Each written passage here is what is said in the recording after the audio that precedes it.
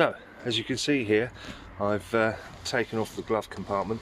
The fuse box down the bottom there is one of the old cartridge fuse types. Now the problem with that is you can't buy that. Well, you can buy them, but if you're stuck at a service station, then you've got a real problem. So that's going to be replaced with one of these, which is the proper modern day version, with the actual fuse pieces that you put in. So that's going to be exchanged. To get this off is proving quite a challenge. There are actually 4 screws on the underside down there, but on closer inspection through here, there's actually, and you can't really see it down there, there's actually a bolt that goes through to the engine compartment. So the next step is to undo those nuts on the engine compartment side, and hopefully that will release it.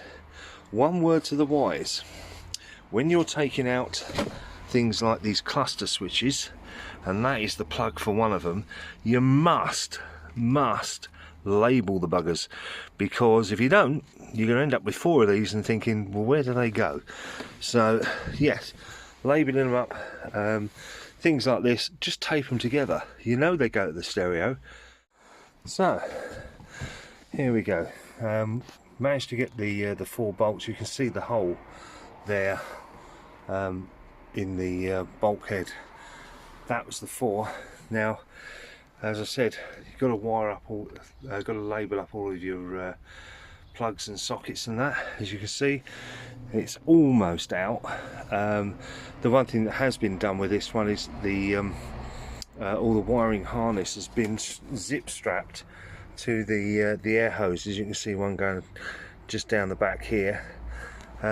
So you have to carefully cut them out and make sure that's all fine and safe. And this is it. Once this is out, this will get cleaned off. You see it's really dirty and grubby, and I'm going for a black spray on this, so yeah, it should be good.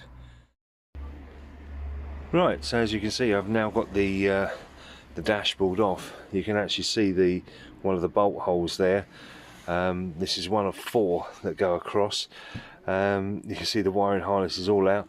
Now, hasten to add, if you're not comfortable with this, then send it into an automotive electrician. I'm pretty comfortable with this, having wired a number of vehicles myself. May look very daunting, but it's actually not that bad. All of this is like the switches. You've got the stereo stuff for the radio here. You can see it's obviously had an electrical block connector behind it. Nothing wrong with that, it's out the way. You're not going to see it. I'm in the process of swapping over to a proper modern day fuse box as opposed to the original cartridge one. And if I just flip this over, you can see the original cartridges. Now the problem with those is, yeah, they're not a normal item. You wouldn't be able to find those easy enough in Halfords, or certainly not in a service station should a fuse go. But what's interesting for me is that down here there were 3 fuse holders which were totally separate. No idea what they do, but they were hidden right over the back, so if they had a blown, I wouldn't have known about it. There you have it. There's the new fuse panel, all nicely wired in. I've got to get another few small ones just for these rogue fuses. I have no idea what the hell they do, but anyway, so there is one issue, and it's something that I didn't know until I came to wire this all together.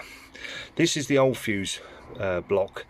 As you can see, if you look at the back here, it has multiple connectors. The bit I didn't realise, and it's very hard to see, I'll see if I can get this down. If you can see this one and this one, let's try and get that in focus. You can actually see a joining bar between the 2. So what they've done is, like for example these 2 here, there's actually 2 fuses and there's a bar that runs between. So it's really odd, because on one of these, say this is fuse number 5, there's 2 wires that come into this, and on the back end of this there's about 5 or 6 wires that come off of that and feed various things. Now, quite why they've done it like that, I've no idea. It just seems very odd to me, but it tripped me up. So this is the reason why. You can see in there all the blue loop wires around the top there, because this is a modern day fuse box and it doesn't have that connector. Now they're quite easy to do. You can buy a crimping joint that actually has an extra connector on the back of it. I'll just show one here. So that's what I'm talking about. So that's a standard connector, but it has that, as you can see, a little extra piece on the top. So what you can do when you go to there is you can plug the original wire onto this spade here and put the female side of it into the top of the fuse blocks. Now what that does, that allows you then to get the loops round. As you can see, I've labelled all of them, so it's there's no confusion as to which one goes where.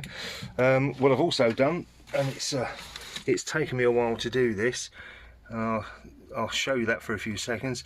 I made a few mistakes. It's actually grey, not green on some of those, but that's the way it's wired together. Okay, so yeah, I've tested it all works now. It looks really rough and ready at the moment, but trust me when I say all the switches down here work. I've fired the engine up, it all runs, the temperature gauge, the fuel gauge all comes up, and it all starts okay.